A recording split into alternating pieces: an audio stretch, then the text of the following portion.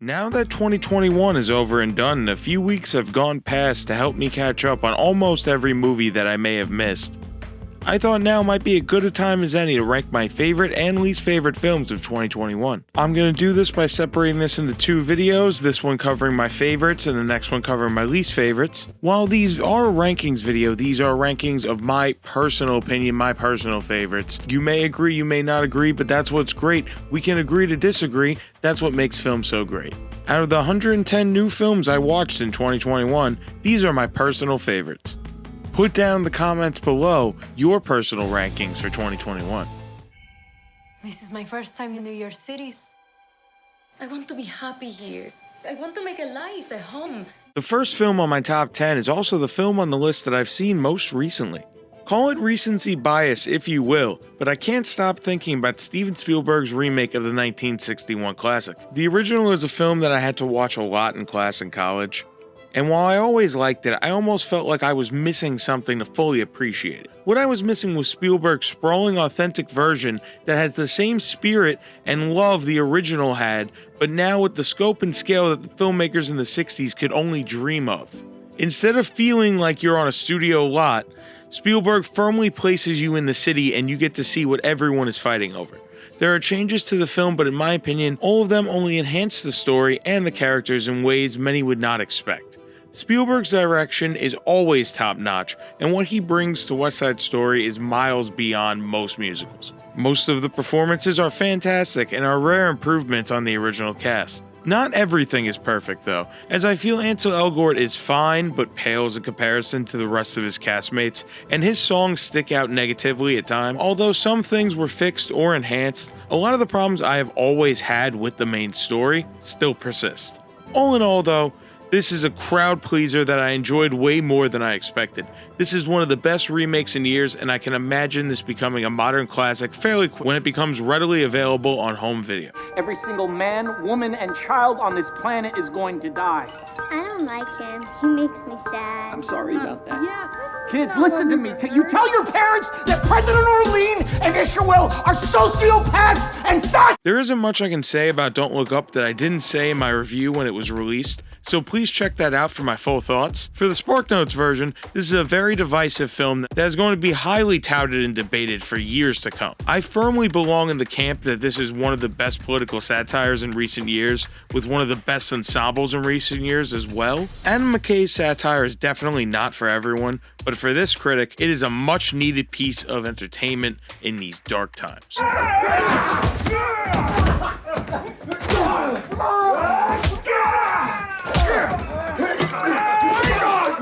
One of the first films I got to see in a theater this year, Nobody, is an action film starring Bob Odenkirk from the writer of John Wick, which was released all the way back in March of 2021. So it should speak volumes that I enjoyed this fun, wild, balls-to-the-wall action film so much that it kept a place on my top 10. A story about a family man who is forced to use a particular set of skills that he swore to never use again after a home invasion makes him look useless and weak in the eyes of the ones he loved. The biggest negative I could give this movie is that it is a bit predictable and formulaic and has one too many similarities with John Wick. It makes up for that and then some by having some great shots and choreographed action scenes and a standout cast of some very underrated actors, including a really fun, layered villain. Regardless, this film gets a place on my top 10 for one reason and one reason alone. They gave Christopher Lloyd an action scene in 2021, and for that, I am immensely grateful. Hello. Hi. Welcome. I'm Jonathan Larson. Okay, so I'm as surprised as any that I have not one but two musicals on my top 10 this year. While I don't dislike musicals at all, it's not one of my favorite genres, so take this as a sign that both films really resonated with me. Speaking of resonating, I'm not really sure why I connected so much with the story of a man on the verge of turning 30, going through a crisis of confidence about his life and his future and his place in the world.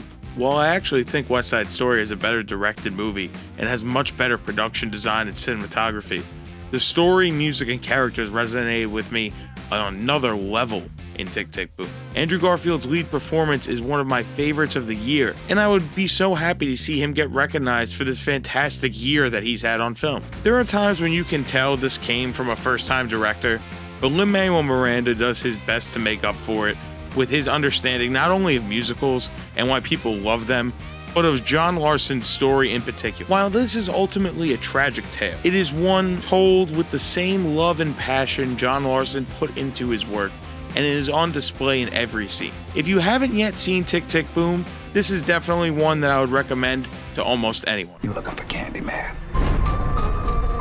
He's the monster that's part of this neighborhood. A top 10 movie list in this day and age isn't complete without at least one remake/sequel, and in that category, this film would be towards the top of the list. Nia DaCosta's Candyman is a beautiful dark twist on the already dark legend of Candyman, modernizing the story while also enhancing the themes that made the original a cult classic. Yahya Abdul-Mateen has quickly become one of my favorite actors, and his transformative performance is truly something to behold. Tanaya Parrish makes her role more than a typical girlfriend in a horror movie, and my man Coleman Domingo gives one of my favorite scenery-chewing moments of the year. While not your typical slasher movie, Candyman, in my opinion, is so much more than that, and will be held in high regard when we look back at top horror films at the end of the decade. Dreams make good stories, but everything important happens when we're awake. I have an interesting relationship with Dune, as it is one of my dad's favorite books of all time.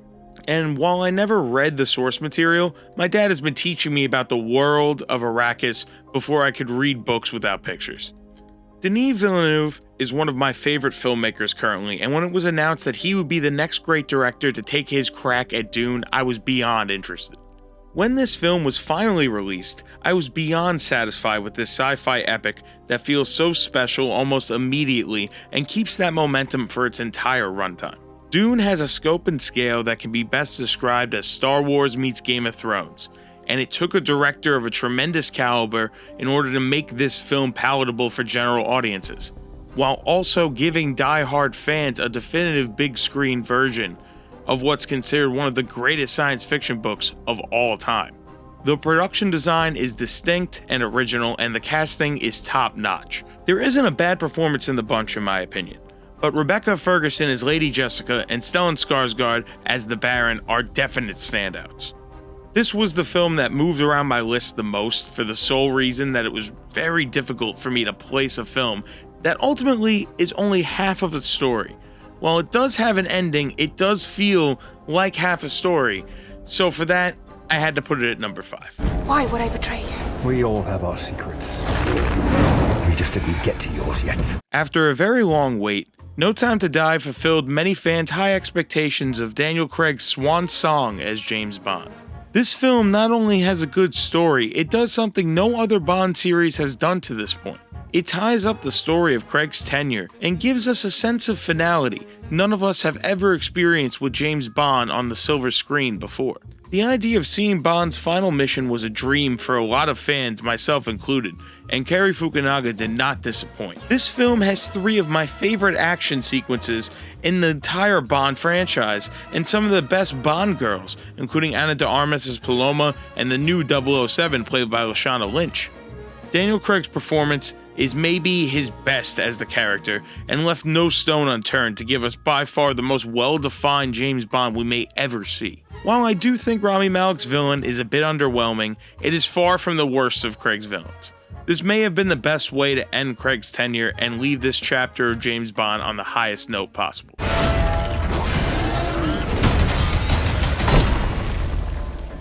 Hello, Peter. There isn't much I would say about this movie that I haven't already said in my Spidey spoiler video. As someone who saw the original Spider-Man in theaters when they were 7 years old, this movie was a dream come true. Bringing back some of my favorite characters and utilizing them in a story with fantastic stakes that changed the status quo of Spider-Man forever was something I thought wasn't possible. Spider-Man movies' track record of trying to juggle too much in live action has conditioned me of that. But damn it if John Watts and Kevin Feige didn't make something truly special that may never be truly replicated ever again. The entire film has the look and feel of a 5-episode arc of a Spider-Man TV crossover, which still excites my inner child just talking about it. Regardless of your opinions on the movie, there is no disputing the fact that this is one of the most ambitious undertakings in the history of cinema. For that, it has earned its place as number 3 on my list. I'm looking for a truffle pig. If you told me this time last year that Pig would be number 2 on my list of the best films of 2021, I would respond by saying, what the fuck's a pig? In almost any other year, this would be my number 1, which shows you how much I truly love my number 1. This is a film that is best described as John Wick meets Chef, and it is not something I can easily explain at all. All I can really say is that after you're finished with the film, you will understand why that comparison is made by so many. This is a film from a first-time director that feels like it was made by one of the greats. His uses of framing and world building are spectacular, and what he can get out of a cast is something very special. But don't let that take away from what, in my opinion, is Nicolas Cage's best performance in decades. This is such a gruff, layered performance that shows the full spectrum of emotion Cage is able to deliver. Most of his scenes have minimal to no dialogue, yet we learn so much of the story from his body language alone. When he does talk, it's usually so powerful, and even if what he's saying makes no lick of sense, we know that his character believes every word he's saying because he only speaks if it is absolutely necessary. Cage isn't the only great performance, as everyone in the film feels authentic to the world. Even the pig is a fucking class act. The themes of this film resonated with me unlike very few this year, and the way it covers the 5 stages of grief through Cage's performance is the piece de resistance. While I'm sure this film won't satisfy everyone, for better or worse, go watch Pig. Before I go to number 1, here are a few honorable mentions. These 5 films make up the 11 to 15 of my list for the year in no particular order. Like the rest of my list, these are great films that should be sought out in my opinion. Shang-Chi and the Legend of the Ten Rings, King Richard, Free Guy, Licorice Pizza, The Harder They Fall. In my opinion, these are great films that should be sought out as soon as possible. You gotta be kidding me. You're gonna risk the entire mission for a mental defective dressed as a court jester. It's coming from a guy that wears a toilet seat on his head. We don't leave one of our own behind. It may surprise some to see this at the top of my list. If someone asked me what my dream R-rated superhero movie would be, this would pretty much be that to a T. While not quite a remake of the 2016 counterpart, The Suicide Squad is instead a sequel in the form of just another story of the Suicide Squad. Other than a few characters, there is very little connecting it to its predecessor, and the step up in quality is night and day from 2016. While there are indeed similarities to Guardians of the Galaxy, it honestly has a lot more in common with Gunn's first superhero outing, Super. This is Gunn more unhinged than he ever has been in a blockbuster. The ability to do whatever he wanted within reason in the DC sandbox makes this by far my favorite DC film since The Dark Knight, obviously for different reasons. This is very much a war film in the vein of The Dirty Dozen, and Gunn does a great job of creating stakes right off the bat with a brilliant opening that sets the tone of what to expect in the first 15 minutes, that this is going to be a bloody, violent affair and not as cookie cutter as the previous. His character introductions, as always, are fantastic. His utilization of a collection of C and D-list supervillains being thrown into the spotlight is exactly what makes the Suicide Squad a unique and fun team to follow. Using weird, obscure characters like Ratcatcher, TDK, and Polka Dot Man do a great job of poking fun at the ridiculousness of the DC world, while also introducing us to some fantastic multi-layered characters. Idris Elba gives arguably his best performance in a high-profile film. Joel Kinnaman redeems himself and the character of Rick Flag. Margot Robbie has finally perfected Harley Quinn, and in Gunn's hands, she is perfectly utilized.